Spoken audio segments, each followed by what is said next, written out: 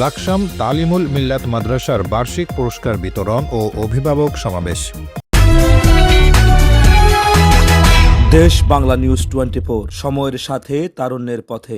কুমিল্লার লাকসাম তালিমুল মিল্লাত মাদ্রাসার বার্ষিক পুরস্কার বিতরণ ও অভিভাবক সমাবেশ শনিবার দুপুরে মাদ্রাসা মিলনায়তনে অনুষ্ঠিত হয়েছে। অনুষ্ঠানের শুরুতে আমন্ত্রিত অতিথিদের ফুল ও ক্রেস্ট দিয়ে সম্মাননা দেওয়া হয়। লাকসাম তালিমুল মিল্লাত মাদ্রাসার চেয়ারম্যান মাওলানা ইউনুস মিয়ার সভাপতিত্বে পুরস্কার বিতরণী অনুষ্ঠানে প্রধান অতিথির বক্তব্য রাখেন লাকসাম উপজেলা পরিষদ সাবেক ভাইস চেয়ারম্যান ড. সৈয়দ AKM সরওয়ার উদ্দিন সিদ্দিকী। লাকসাম তালিমুল মিল্লাত মাদ্রাসা উপব্যবস্থাপনা পরিচালক লেকচারার শহীদুল্লাহর সঞ্চালনায় বিশেষ অতিথির বক্তব্য রাখেন কুমিল্লা জজ কোর্ট নারী ও শিশু অপরাধ tribunal 1 PP advocate Badiul Alam Sujan, Talimul Millat Madrasa ব্যবস্থাপনা পরিচালক মহিউদ্দিন বাহার মিয়াজি, গাজীমুরা কামিল মাদ্রাসার সাবেক অধ্যক্ষ মাওলানা নওম তাজুল ইসলাম, বর্তমান অধ্যক্ষ মাওলানা আব্দুল হান্নান, নাঙ্গলকোট কামিল মাদ্রাসার সাবেক অধ্যক্ষ মাওলানা আব্দুল কাদের, অভিভাবক সদস্য মাওলানা ইকবাল হোসাইন, লাকসাম তালিমুল মিল্লাত মাদ্রাসা ভাইস চেয়ারম্যান মাওলানা সুলাইমান সরওয়ার, নির্বাহী পরিচালক মহিন উদ্দিন মজুমদার, পরিচালক জাবের হোসেন, মাইন উদ্দিন সরকার, আফজাল হোসেন মিয়াজি, বিজুরা ফাজিল মাদ্রাসা অধ্যক্ষ মাওলানা আমিনুল ইসলাম, অধ্যক্ষ মাওলানা আবু হানিফ সহ আরও অনেকে। অনুষ্ঠান শেষে বৃত্তিপ্রাপ্ত শিক্ষার্থী বার্ষিক ক্রীড়া ও সাংস্কৃতিক প্রতিযোগিতায় বিজয়ীদের হাতে পুরস্কার ও সনদ তুলে দেন অতিথিবৃন্দ। এবং ক্লাস সহ কিছু পরামর্শ দিয়েছেন। আপনাদের সন্তানের যাতে ভালো পাঠদানের পাশাপাশি ভালো শিক্ষার সুস্থ সুন্দর পরিবেশ থাকে, যার কারণে আমরা ডিসেম্বরে কিছু কাজ করতে গিয়ে আমাদের প্রতি বছর আমরা সবক অনুষ্ঠানের মাধ্যমে আমরা এই প্রোগ্রামগুলো শুরু করে থাকি। এই বছর আমরা আমাদের কাজ করতে গিয়ে কিছু বিলম্ব হয়েছে, তারপরে আমরা চেষ্টা করেছি আপনার সন্তানের সোনালী ভবিষ্যৎ দেওয়ার জন্য যেরকম পরিবেশ দেওয়া দরকার, পাশাপাশি আপনারা ভবিষ্যতে আমাদেরকে পরামর্শ দিয়ে দেবেন। গারে হেরার মধ্যে এই কোরআন নাযিল হয়েছে, এই আয়াত খানায় কারবার থাকতে এই কোরআনের প্রথম আয়াত নাযিল হয়েছে গারে হেরার মধ্যে। এটার কি রহস্য থাকতে পারে, এটা আমাদেরকে বুঝতে হবে। এই গারে হেরার মধ্যে কোরআনের এই প্রথম আয়াত নাযিল হওয়ার ব্যাপারে অনেক হিকমত রয়েছে।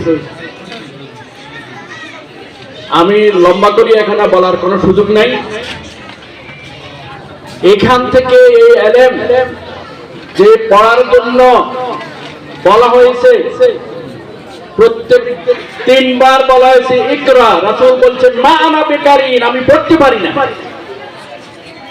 যখন ইকরা বিসমি রাব্বিকাল্লাযী যখন বলছেন, তখন রাসূল পড়া শুরু করে দিয়েছেন। এই 3 বার বলার কারণটা হলো যে রাসূলকে পড়তে বলছে, যে পড়ার মধ্যে আল্লাহর নাম না থাকবে না সেই পড়া তো রাসূল পড়তে পারবে না। রাসূলুল্লাহ সাল্লাল্লাহু আলাইহি সাল্লামের ওফাতের কিছুক্ষণ আগে আয়েশা রাদিয়াল্লাহু তাআলা আমাকে জিজ্ঞেস করলেন, আয়েশা আমার ঘরে কি আছে? আয়েশা রাদিয়াল্লাহু তাআলা বললেন, কিছু মুদ্রা ঘরে আছে আর কিছু জিনিসপত্র আছে। আল্লাহ রাসূল বললেন, কিছুক্ষণের মধ্যে আমি আমার মালিকের সান্নিধ্যে চলে যাব। বৈশ্বিক কোনো সম্পদ রেখে আমি আমার মালিকের সান্নিধ্যে যেতে চাই না। এই যে মুদ্রা এবং অর্থগুলো আছে সেগুলো দান করে দাও। তাহলে আল্লাহ রাসূল আমাদের জন্য কি রেখে গেলেন? আল্লাহ রাসূল বৈশ্বিক কোনো সম্পদ রেখে গেলেন না। আল্লাহ রাসূল আমাদের জন্য যা রেখে গেলেন তা হচ্ছে ইলম, তা হচ্ছে জ্ঞান। এই জন্য আলেমদেরকে বলা হয় আল উলামা ওয়ারাসাতুল আম্বিয়া। সেই জ্ঞানের ধারক এবং বাহক এবং প্রচারক হচ্ছে আলেম সমাজ। তাহলে এখন একজন সন্তানের বুদ্ধি কম, এটাকে আমরা কি করে বাড়াবো?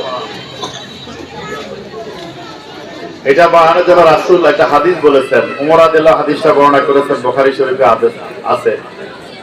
সঠিক প্রশ্ন জ্ঞানের অর্ধেক, মানুষকে ভালোবাসা বুদ্ধির অর্ধেক, মিতব্যয়িতা জীবিকার অর্ধেক। একজন শিক্ষার্থীর বুদ্ধি বিকাশের জন্য তার ভিতরে মানবিকতা, মূল্যবোধ তথা মানুষকে ভালোবাসার বীজ বপন করতে হবে, যেটা তাকে সত্যিকারের বুদ্ধিমান করে তুলবে। যে বুদ্ধির উপর ভিত্তি করে সে শিখবে এবং জ্ঞানী হবে। জ্ঞান হচ্ছে অন্যের অভিজ্ঞতাকে নিজের মাঝে সঞ্চারিত করার প্রক্রিয়া। সমাজবিজ্ঞানীরা জ্ঞানকে 4 ভাগে ভাগ করেছেন।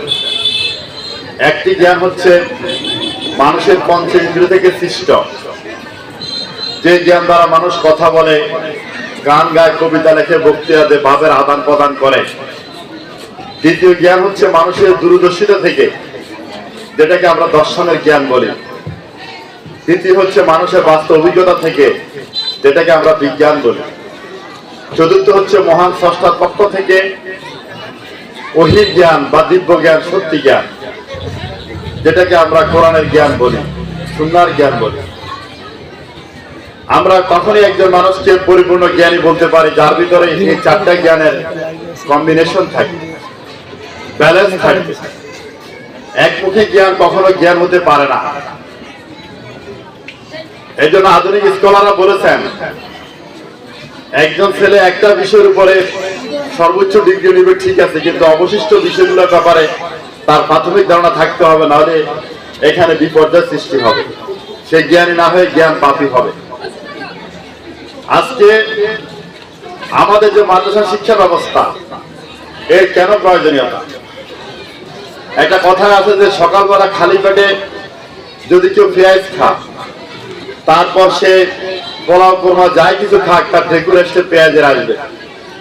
একটা ছোট্ট শিশু প্রাথমিক পর্যায়ে যদি সে কোরআনের জ্ঞান শিখে, হাদিসের জ্ঞান শিখে, ইসলামের তাহজিব তামাদ্দুন সম্পর্কে তার ধারণা সৃষ্টি হয়, তারপর সে ফিজিক্স, কেমিস্ট্রি, বায়োলজি, বৈশ্বিক যত জ্ঞান অন্বেষণ করুক না কেন, সে ঢেকুর দিয়ে কোরআনে ঢেকুর দিবে।